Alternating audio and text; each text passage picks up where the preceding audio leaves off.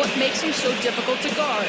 He told me he's very slippery in the post. You think you have him contained, and he'll just wiggle around his guy for a layup.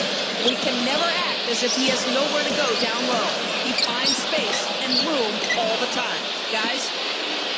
Always great to hear from you, Doris. Well, back to Miami. If they can see their young players, and Steve was just mentioning this, grow into that point guard role as they did last year, then really, Clark, front court depth will be their only concern going from this point on.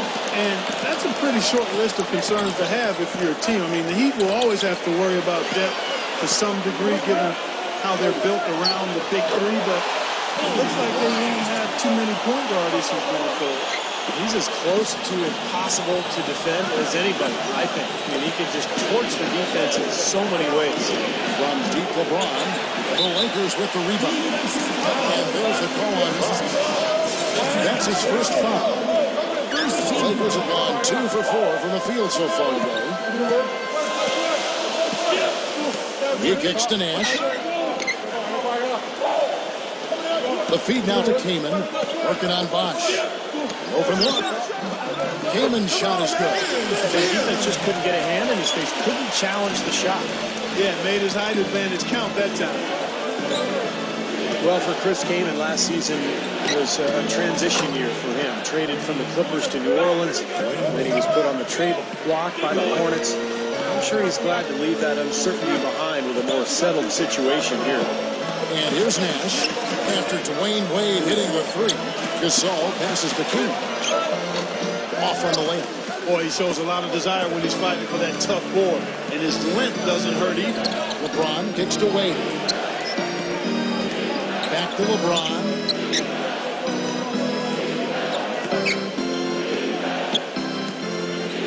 Shot clock at 6. The pass to Wade. There's the three. And the Heat, another three. And for Kaman, an unrestricted free agent coming into this season. And that can be an exciting time or a pressure-packed time for a player, depending on how he handles that. A chance to go to a team that really wants and needs your talent, identifies you as somebody that can fit in with their good league, and works out ideally. Tell you what, he's not going to win any high jump competition, so it's a good thing he doesn't have to go too far to get to the rim. I'm not sure he could, or any of us could slip a piece of paper under him when he takes off. It doesn't matter much, so Kevin, because he's such a big man. I mean, if he gets positioned, forget about it. Chris Anderson has checked in for Bosch. Mattier comes in for Udonis Haslem. Ray Allen has checked in for LeBron. And it's Norris Cole in for Mario Chalmers. Hill, he's covered by Anderson. Hill, no good.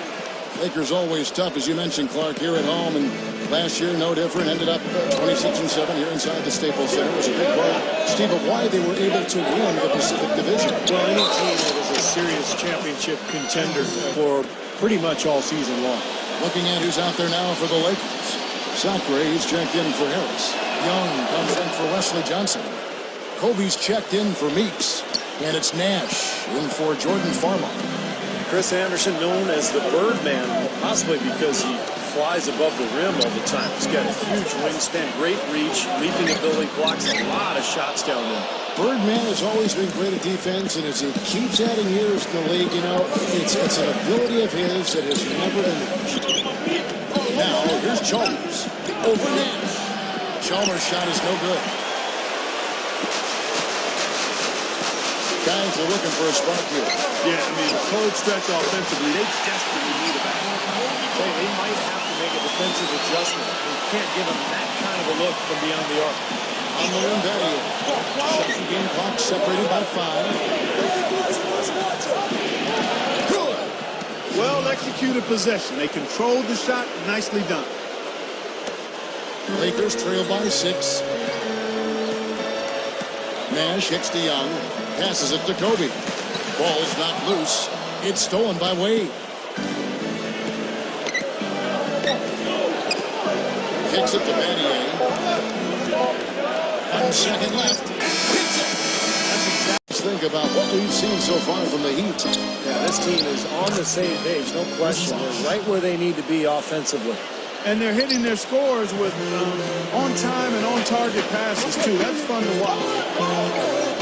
And, guys, Mario Chalmers has been a good fit in Miami as that point guard. because he doesn't need the ball in his hands all the time. LeBron and Wade can handle it. He can spot up and take threes. And then at the other end of the floor, he's a scrappy defender as well. Big group substitution here for the Lakers. Jordan Hill is checked in for Gasol. Johnson comes in for Nick Young. Jody Meeks is checked in for Kobe. And it's Farmer in for Steve Blake. And then for Miami, Haslam comes in for Rashard Lewis. And it's Norris Cole in for Mario Chalmers. And again, Miami with the triple. And, you know, you look at a guy like Mario Chalmers. I mean, some of his weaknesses as a player are minimized playing for the Heat. He's not a great finisher or an elite playmaker, but again, he can leave that to LeBron and D. Wade to create and play off of those guys. It really helps his game. And keeping us updated from the sideline, let's swing it over to Doris Burke for an update. Hi, Doris. Yes, Kevin, the Dwayne Wade, LeBron James tandem in Miami, already one of the best in NBA history, and they push each other to get better every day. As Dwayne Wade said, we compete after practice. Obviously, it's not about keeping score, but after a lot of practices, we'll do a lot of one-on-one work because we understand that competition between us will make both of us better. Kevin, scary for their competitors. I believe it. Those must make for some good battles, Doris. Thanks. They have no choice but to lunge for that pass to stop it from getting through. Well, that was a good job. It could have been a quick bucket if he doesn't knock it out of bounds. Harris comes in for Jordan Hill. Nick Young's checked in for Wesley Johnson. And Kobe is subbed in for Jody Meeks. Here's Farmar. The Heat getting the bucket. And Mario Chalmers gets the whistle that time. That is his first foul of the game. The Lakers making a switch here. Nash is checked in. Quarter number 2. We're about 2 minutes in. To the paint. Harris kicks to Sackler. Wide open, couldn't capitalize. And guys, you know the story. Eric Spoelstra, coach of the Heat, a guy who worked his way from the ground up with this organization. I mean, from video coordinator to advanced scout, assistant coach, then director of scouting over 13 years. Finally becomes the head coach and has shown himself to be very much a good fit for that position. Rebound by the Heat. Anderson dishes to Wade. To Battier. Gives him the lead pass. Anderson. Here's Oden. Foul call. Looked like the D didn't get there in time, and he'll shoot free throws. And, you know, going back to Eric Spoelstra, what a job he's done over the last couple of years with all of that pressure after the acquisition of LeBron James. So much scrutiny and criticism, but he handled it beautifully. He got his team playing its best when they needed to be playing their best, and they were able to capture that championship a year ago. What a run. You know, I think there's always a balance for Miami between getting out and running and letting Wade and LeBron do their thing. And run play. Do we get out and run, or do we play the way this team has traditionally played? Nash against Chalmers. Nash gets to Harris.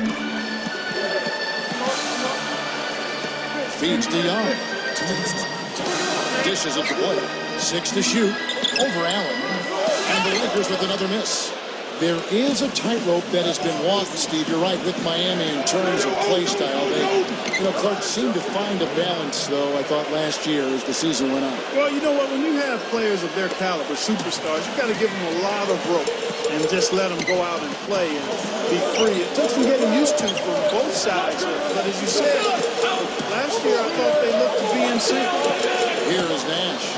Ray Allen picking up that last basket. Nash against Chalmers to stop the drought. And again, no good by the Lakers. That's his comfort zone, so defensively, really nice job challenging the shot. Beasley. And that comes off the assist by Mario Chalmers.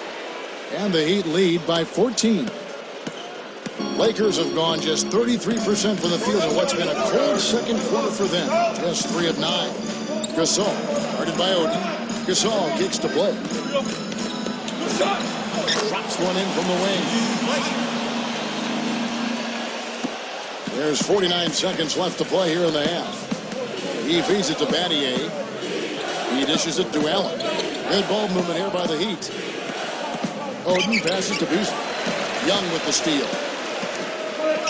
It's Nash with the drive. The kick out to Young.